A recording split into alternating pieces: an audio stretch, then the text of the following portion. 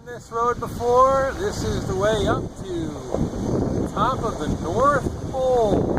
A lot of beautiful Christmas trees up here. As you can see, the Christmas trees have been growing really nicely this summer. And our team has been out here pruning.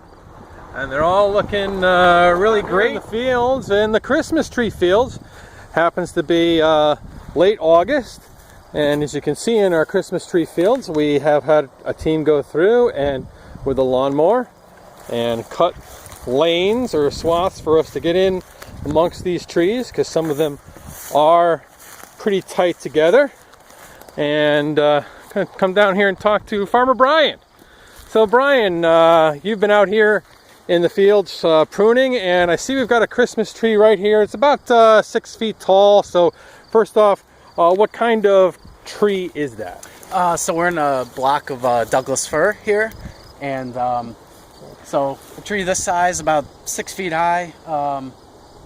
It's still a little sparse, so we're going to prune it. Our focus on it is going to be preparing it for a couple more years growth, since it's most likely not going to be harvested this upcoming season. And what variety tree is that? Douglass Fir. Douglass Fir. Okay, so since we're not harvesting it this year, how would you approach pruning that? Okay, so usually with pruning, the first step is to make a decision on what we call the leader, which is basically what the tree follows up as it grows. So it's essentially the trunk of the tree. And my first decision here, usually trees about this height, knowing they're not going to get cut this year, we want to have the leader approximately 16 inches or so in length. So that's about where we want to cut it.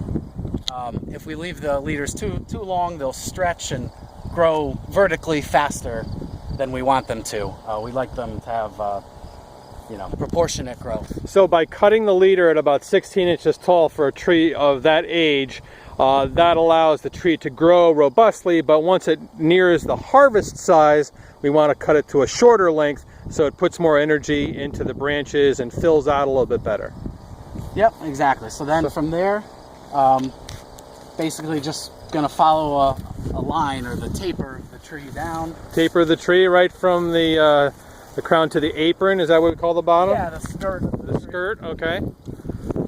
So this one just needs a few light cuts there, and it's ready for its next growing season. Terrific. Now I see a tree over here. These are a little bit older, and they look to be a lot more full. So how do you approach a tree like this? Okay, so this is a tree, probably a good candidate to be selected for harvest by our guests this upcoming Christmas. It's a good 8+ feet tall.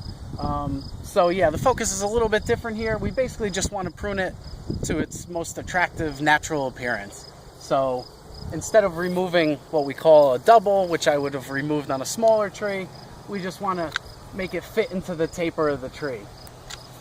And so this one, we just would leave a little bit more natural at the top, and you can see there's almost no cutting on the sides, since that's already been cleaned up. So because this has been pruned year after year, it's given that nice dense shape, and all we really had to do was just touch it up at the top, so we got a nice leader for the angel or the star for somebody's home setting.